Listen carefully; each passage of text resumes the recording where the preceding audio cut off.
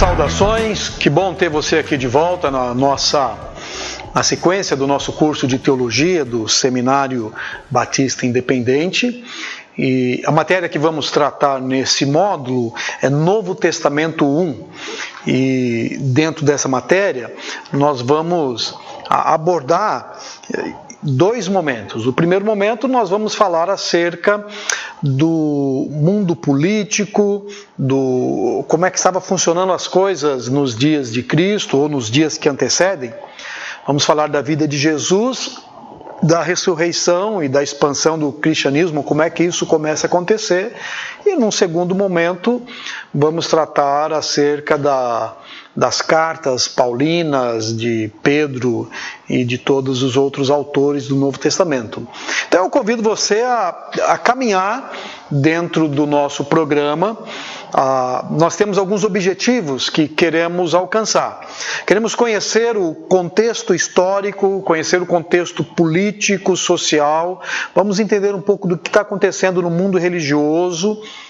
Vamos analisar as profecias messiânicas e de que maneira elas se cumprem na vida e no ministério de Cristo. E também, como não podia deixar de ser, nós vamos entender um pouco da ação do Espírito Santo, ou percebê-la na ação do Espírito Santo na expansão, no crescimento do cristianismo. Você tem na sua mão a sua apostila, e eu estou partindo do princípio que você está lendo esse material.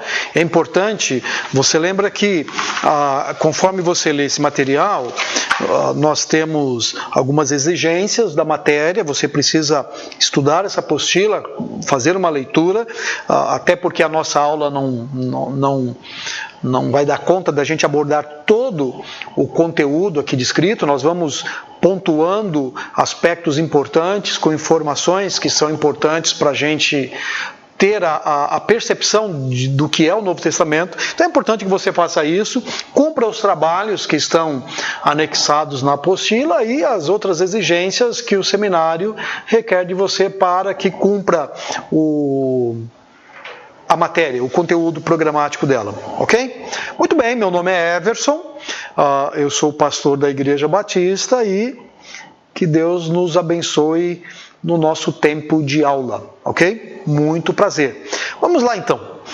Quando você pega a sua Bíblia e você abre a sua Bíblia, você se depara com o Novo Testamento e percebe que o Antigo Testamento termina com Malaquias. E lembra, o povo estava na Babilônia, volta da Babilônia pelo ministério de Esdras, Neemias. Os últimos profetas, Ageu, Zacarias e Malaquias, falam. Israel está vivendo um tempo de reconstrução. Não tem nenhuma ameaça externa ao mundo político. Quando a gente chega no Novo Testamento, a gente tem um mundo diferente. Nós já não temos mais Israel como uma grande nação, nós temos Judéia, Samaria, Galiléia, Pérea, Decápolis. Nós já não temos mais a figura do rei. A gente encontra um ministério sacerdotal corrompido. A gente vai encontrar alguns personagens que não faziam parte do Velho Testamento, os fariseus, os saduceus. A gente encontra um pouco dos escribas, os doutores da lei. A gente já encontra Israel debaixo de uma dominação romana, um mundo diferente. A língua hebraica já não é mais a língua dominante, não é a língua do dia a dia. O grego é a língua que se fala. O que está acontecendo nesse mundo? O que esses 400 anos, chamados dos anos do silêncio, que vão do Antigo até o Novo Testamento, nos reservaram?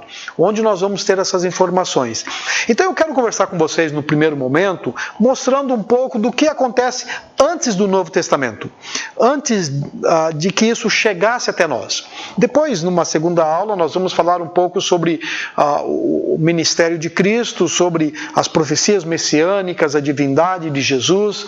Vamos falar sobre como esse ministério acontece, o chamado dos apóstolos, milagres, e vamos terminar esse bloco de aulas com a quarta aula, falando um pouco da igreja em Atos dos Apóstolos e de que maneira ela se expande pelo mundo romano e gentílico, além do mundo judaico, como era assim o desejo dos apóstolos no primeiro século. Ok, para a gente começar, quero dizer para vocês sobre o cânon do Novo Testamento. Aquilo que nós temos hoje como Novo Testamento, eu estou aqui com o Novo Testamento, uma versão em grego dele, aquilo que nós temos, os 27 livros, você sabe bem, 4 livros tratando dos evangelhos, Atos, as cartas de Paulo, as epístolas gerais, Tiago, Judas, Pedro, João, o livro de Apocalipse. Aquilo que nós temos não foi composto como uma unidade. Não é? Os autores não escreveram esses livros pensando de que isso vai ser um compêndio que nós vamos espalhar aí pelo mundo como o conteúdo da nossa fé. De maneira nenhuma. Os textos começam a ser escritos mais tarde no Evangelho. Alguns falam dos anos 40, anos 50, entre 40 e 90, 100. Esse é o tempo que esse texto é produzido. Não só esses 27 textos, há outros textos chamados de apócrifos, pseudepígrafos, que também são escritos. E até que esse conjunto dos livros fosse fechado em uma unidade, nós chamamos isso do cânon. Isso acontece só no ano 397 depois de Cristo, né?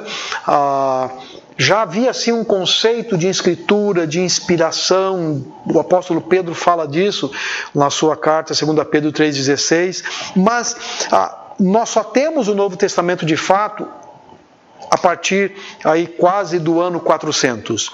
Alguns critérios foram importantes nessa formação. A origem apostólica, né? Não o apóstolo no sentido do dom apostólico, mas escrito por alguém que era um dos 12 ou que estava no contexto dos 12.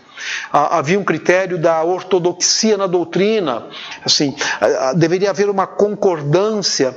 Aliás, esse é um princípio hermenêutico, a Bíblia interpreta a própria Bíblia, não é? E também esse conhecimento, esses são alguns dos critérios, né? Esse conteúdo já devia ser conhecido de outras igrejas que se espalharam pelo primeiro século. Então, nesse tempo, surge o cânon do Novo Testamento, os 27 livros. É claro que a ordem como eles estão na nossa Bíblia foram colocadas, a primeira vez elas aparecem na Vulgata, a versão do padre Jerônimo da Vulgata, e não é necessariamente uma ordem cronológica, não é? Então, só para você entender um pouco do Novo Testamento e como nós temos ele nas nossas mãos. Então, quando você está na sua apostila, então você vai entender um pouco das definições do cânon, você vai entender um pouco essa questão da apostolicidade, a circulação, o caráter concreto, a autoridade, a leitura em público. Então, e feito isso, houve muita discussão, você pode se aprofundar isso lendo alguns autores da época, alguns livros de introdução ao Novo Testamento.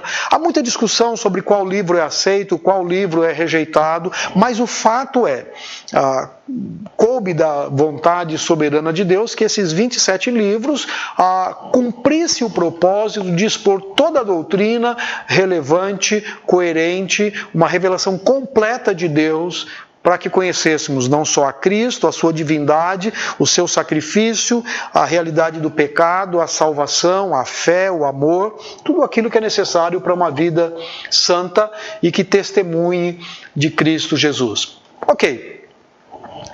Feito isso, tem algumas mudanças assim meio que inquietantes, algumas pulgas que surgem na nossa mente quando nós estamos lendo o Novo Testamento. Por exemplo, quando se encerra o Antigo Testamento, nós temos o problema dos limites de Israel, pequenos, a população que volta da Babilônia, que fala aramaico, o domínio persa, quem manda no país era o sumo sacerdote. Quando a gente entra no Novo Testamento, como já falamos, a gente tem a Palestina numa realidade diferente. Os limites são maiores, não é? A população ainda com aramaico no seu dia a dia, mas o grego é a língua falada. O povo judeu agora debaixo do Império Romano, é Herodes que governa o país. Por que tantas diferenças? Você já se perguntou? O que aconteceu? Não é? O que acontece nesse intervalo dos 400 anos? Ou alguns vão dizer o que aconteceu com aquelas páginas brancas que a gente tem no meio da Bíblia, né? A pergunta que vamos tentar responder nesse nosso primeiro momento: o que está acontecendo no chamado período interbíblico?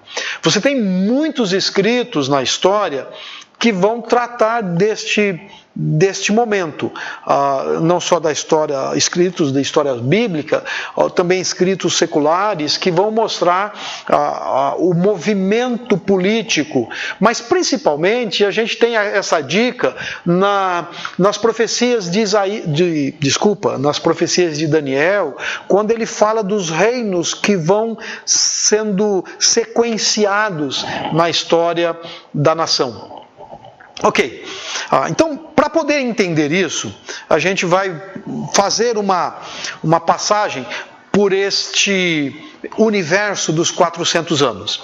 Flávio Joséfo, que é um escritor logo do início da nossa era, ele fala um pouco sobre essas informações, e talvez a primeira informação que temos bem clara sobre isso. E também, para você que gosta de ler um pouco, dentro da Septuaginta ou da Bíblia Católica, você vai encontrar o livro chamado de Macabeus. O livro de Macabeus é um dos livros que vai trazer o relato também, um relato histórico deste período. É interessante, se você puder, tiver a curiosidade de conhecer, eu sugiro que você leia isso. Não leia na perspectiva religiosa, tira um pouco esse olhar de que é Bíblia católica, é Bíblia evangélica. Tente ler na perspectiva histórica para entender o que está acontecendo. Eu acho que é bem legal isso. O profeta Daniel também vai falar sobre isso. Lembra, Daniel ainda está na Babilônia quando ele fala acerca dos reinos, e ele fala de que haveria um reino que substituiria o reino persa, essa ascensão de um reino, a caída deste reino, a ascensão de outro reino, até que o reino de Cristo, então, se estabeleceria por completo, esse reino eterno, naquela visão das 70 semanas. Esse é também um conteúdo muito interessante para entender este princípio. Por exemplo, o profeta Daniel fala do ouro, prata, bronze, ferro, não é? O Império Babilônico, o persa, o Império Grego, o Império Romano, e ele termina dizendo de um vazio onde o final iria se completar com o reino de Deus, que é o reino eterno. Ok, então vamos fazer uma passagem rápida por esse período, do que está acontecendo. Vamos conhecer um pouco do mundo político, do que está acontecendo na história deste período. O período persa, que vai até o ano 331, é o período que termina o Antigo Testamento. O Ciro é o governador que permite que os judeus voltem e reconstruam o templo. Nós temos aí a história de Esther. Esther, aquela menina judia que entra aí no palácio e se torna uma rainha muito influente aí no cuidado com o seu povo. Esdras, Neemias, é muito legal você perceber a história de como Deus está agindo nesse período, preparando o seu povo para a vinda de Cristo, né? Passado o período persa, esse grande império persa, você pode dar uma olhada nesse mapa, essa é a abrangência do período. Nós vamos encontrar um outro personagem que vem do ano 335 ao ano 323. Percebe que antes de Cristo, a conta que a gente faz é uma conta regressiva, né? Então a gente está lá em cima e está descendo. Alexandre é um grande imperador, um grande general grego, que começa a dominar, e em 12 anos ele domina o mundo. Ele conquista todo o mundo, quase conhecido da sua época, que vai desde o Egito, da Grécia, ele chega até a Índia, as regiões do Iraque, hoje Irã, sobe ali as regiões do Afeganistão. Em 12 anos ele amplia este mundo, ele espalha a cultura helenística, o grego se torna uma língua quase que universal nesse tempo. O problema é que com pouco tempo ele morre. Ele tem um problema numa das batalhas, ele falece e ele não tem sucessor para o seu trono. E então, o vasto império, chamado Império Macedônico, o Império de Alexandre, é dividido por 4 generais. Para entendermos melhor o Novo Testamento, 2 desses camaradas são interessantes para a gente. Os egípcios e os sírios, eles estão estreitamente vinculados com a política da Palestina, e entendê-los é muito interessante. Então, o reino que se divide nos 4 generais, Cassandro, Lisímaco, a Síria como sendo o norte com Antíoco, e o sul, o Egito, com Ptolomeu. Então a gente vai entender um pouco sobre Ptolomeu, sobre Antíoco, e vamos conhecer um pouco do que esses camaradas estão fazendo e como é que eles interferem com o reino de Israel. Por exemplo, Ptolomeu, lá no Egito, é um cara importante porque quando esse império é dividido em 4, e eles então têm alguns conflitos internos, e a Palestina acaba sendo agregada ao Império Egípcio, ao Império dos Ptolomeus. E o Ptolomeu, Sóter, um dos primeiros, ele foi muito duro com os judeus, e ele acaba causando alguns problemas sérios. Filópater, por exemplo, retira os privilégios e ele persegue sem dó, ele captura, ele trancou os judeus, por exemplo, em Alexandria. Há uma história de que ele trancou todos os judeus em um grande espaço e com elefantes embriagados. E então ele esperava que esses elefantes caíssem sobre os judeus e os matassem. E como isso não aconteceu, os elefantes enfurecidos acabaram escapando e mataram os espectadores que esperavam a morte dos judeus. A Filópater interpreta isso como sendo um sinal de Deus a favor dos judeus. Então ele para de persegui-los.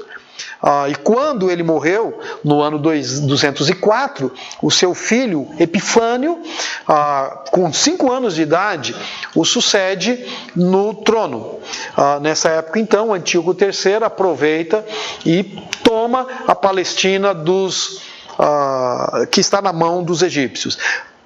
Muito bem, percebe que a Palestina acaba virando uma peteca na mão daqui, dali, né? Durante o tempo em que o sírio começa a dominar, debaixo desse domínio sírio, há uma influência muito grande dessa cultura helenística, né? A cultura grega, dos deuses gregos. Os costumes foram desestimulados, os judeus foram enviados a participar de jogos em homenagem a Hércules e outras questões que acabavam gerando uma tremenda tristeza e revolta no coração dos judeus. Epifânio acaba indo para Jerusalém para sufocar o boato de que havia uma ameaça, uma revolução dos judeus, e ele, quando ele começa a saber disso, há uma alegria muito grande, os judeus começam a celebrar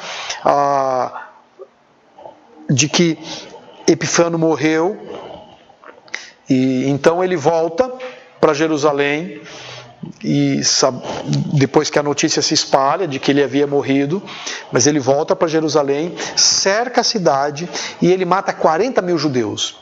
E para mostrar o seu desprezo com a fé judaica, olha que interessante, ele entrou no Santo dos Santos e ele sacrificou uma porca no altar, e ele espargiu o sangue da porca naquele altar, e por todo o edifício do templo. Lembra? O templo sagrado.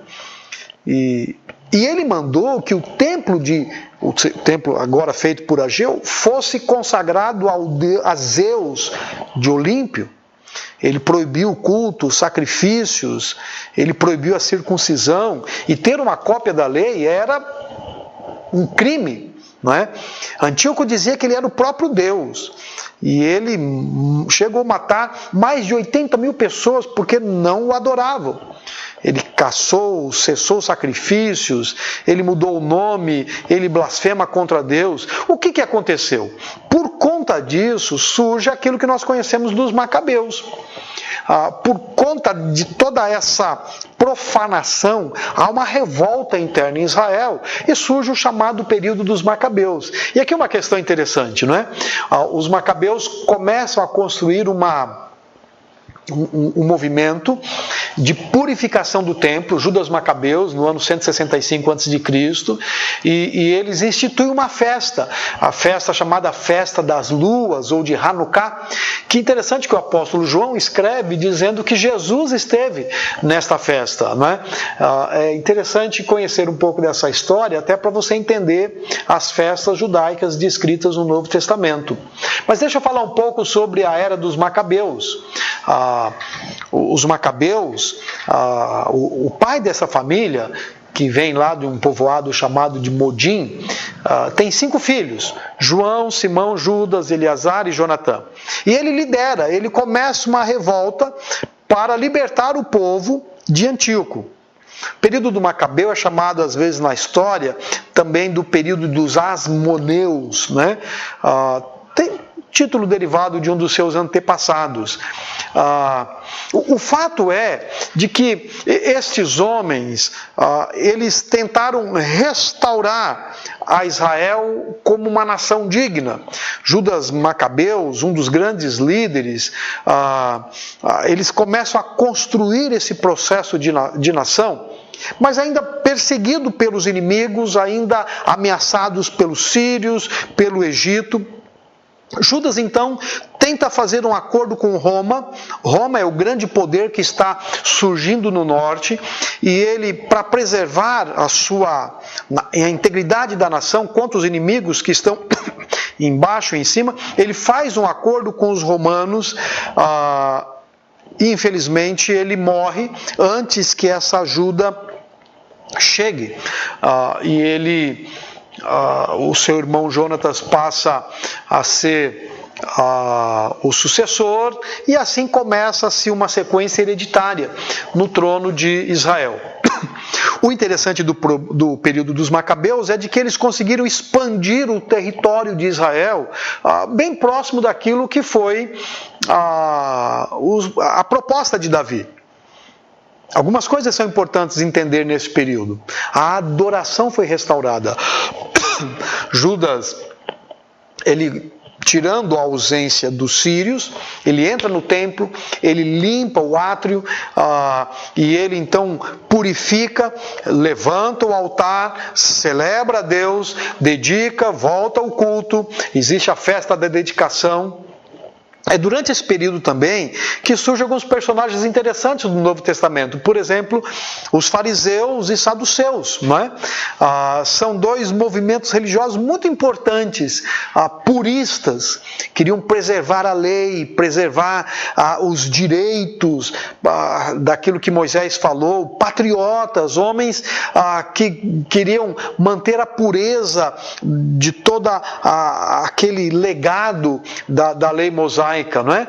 Os saduceus, formado diferente dos fariseus que eram puristas com relação à lei, os saduceus aceitavam a influência do helenismo e eles faziam quase que uma mescla dessas duas culturas, Israel e o próprio movimento helênico, né? A gente vai estudar mais tarde um pouco sobre eles, mas vale aqui dizer, fariseus e saduceus tinham algumas intrigas muito pesadas, não é?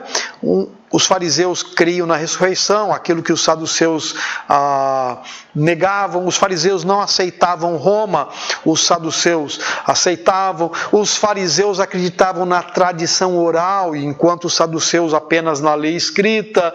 E eles, enquanto um vem de uma classe sacerdotal, os saduceus, os fariseus vêm de uma classe leiga, empresária.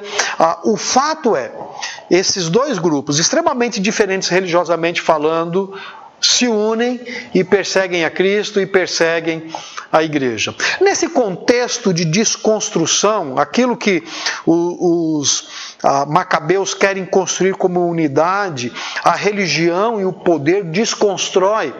Surgem os romanos.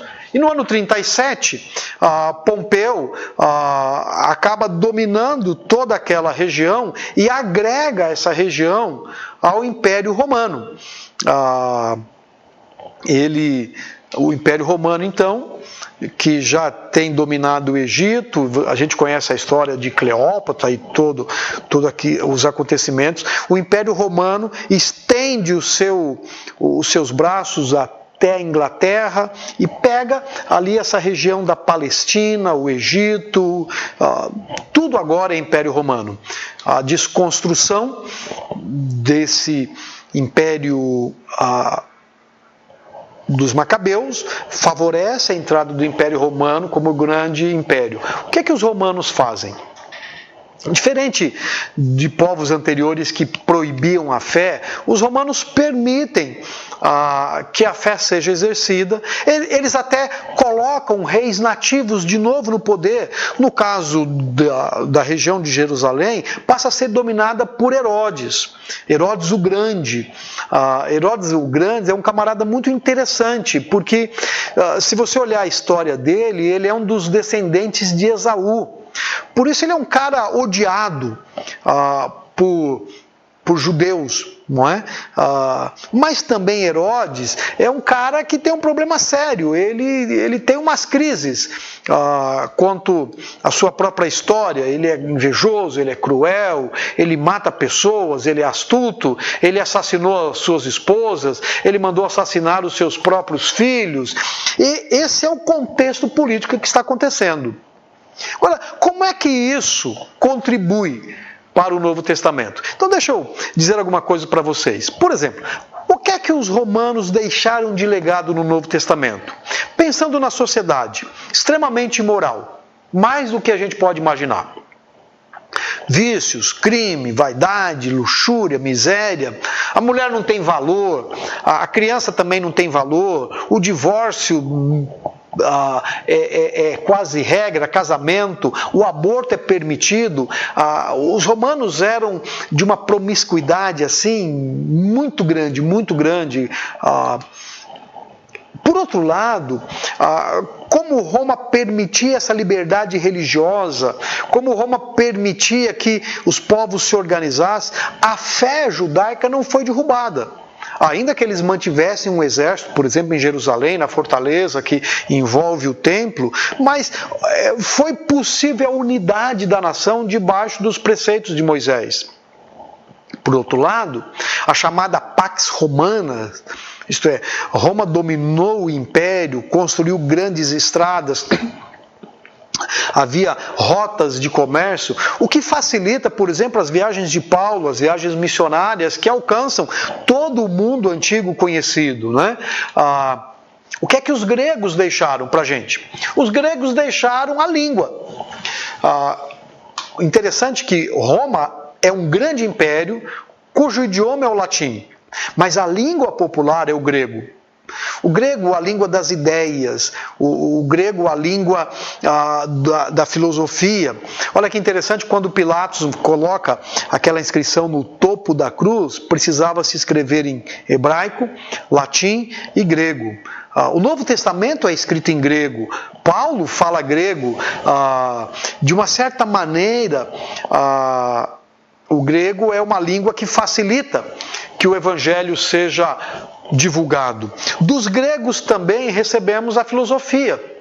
A filosofia tem pelo menos duas contribuições muito interessantes para o Novo Testamento. Primeiro, ela leva o homem a olhar e sentir a necessidade de um Deus pessoal. Lembra quando Paulo chega em Atenas, essa busca por Deus, até o Deus desconhecido? A filosofia começa a mostrar que é necessário um conhecimento maior. Por outro lado, a filosofia mostra para esse povo a desilusão, porque toda essa discussão, esse argumento filosófico não responde à necessidade do indivíduo, não responde à necessidade do ser humano. Ok? E os judeus, o que contribuíram? Muito bem, apesar de toda a crueldade de Herodes, o fracasso do Império dos Macabeus, a gente olha para a contribuição dos judeus e há muita contribuição interessante para Israel. Ok? Por exemplo, as sinagogas. Olha interessante como Paulo vai pregar. E o primeiro lugar que Paulo prega quando entra num determinado lugar, numa cidade, é a sinagoga, fruto aí da era dos Macabeus. A própria Septuaginta, eu trouxe uma aqui para você conhecer. A Septuaginta é a Bíblia, quase a gente pode dizer a Bíblia de Paulo, né? É essa a versão grega do Antigo Testamento dos judeus. Essa era a Bíblia que os judeus tinham na mão, que os primeiros cristãos usavam quando eles consultavam as Sagradas Escrituras. Então, eles têm a Torá em hebraico e eles têm a Septuaginta, o que permite que esse texto sagrado fosse lido e as promessas acerca de Cristo fossem conhecidas, né? O mundo religioso do primeiro século, ali dos dias de Cristo, é muito cheio de conflitos. O panteão dos deuses gregos, o panteão dos deuses romanos, isso acaba gerando uma confusão, uma falsa esperança na vida dessas pessoas, o que favorece o cristianismo. Por exemplo, ainda que os romanos não impõem a sua fé, mas há necessidade de se cultuar o imperador. Isso vem desde os Seleucidas, os Ptolomaicos, que eles assumem essa divindade de Deus, eles querem ser o Kyrios, o Senhor, o Sóter, né? O Epifanes, uma divindade manifesta, né? E tudo isso acaba gerando desconforto. E por fim, para a gente entender esse mundo do Antigo Testamento, as próprias religiões de mistérios, que se desenvolve a partir da necessidade que o indivíduo tem de buscar Deus, de ter um contato com a divindade. Os rituais que a religião grega, romana propunha não trazem satisfação. Então o Novo Testamento vai trabalhar com algumas dessas religiões. O gnosticismo, por exemplo, que acabam surgindo aqui no mundo do Novo Testamento e abrem portas para que Cristo seja pregado como Salvador suficiente, como Salvador completo, que restaura, que muda a vida do indivíduo. Então, na sua apostila, você vai ter outras informações acerca deste momento, e ele termina esse momento com o nascimento de Cristo. Jesus nasce nesse turbilhão de ideias. É esse mundo bem cheio de informações. É esse contexto que Jesus nasce. Ele nasce, nós vamos ver depois no próximo bloco, um pouco da vida de Cristo. Ele nasce, há um silêncio depois do seu nascimento, e Jesus aparece 30 anos depois. Quando ele aparece, Herodes já não é mais governador. Há uma mudança política, que é interessante você conhecê-la para entender também o que está acontecendo aqui nesse mundo e por que é, então, que você encontra pessoas seguindo a Jesus, essa discussão sobre ele ser Messias, sobre ele não ser Messias. Nós vamos encontrar isso na nossa próxima aula, e você tem essas informações na sua apostila. Quero desafiar você a ler e a tomar conhecimento delas, anote aí as suas dúvidas, as suas questões, e que Deus te abençoe neste momento de estudo. Um grande abraço, nos vemos na próxima aula.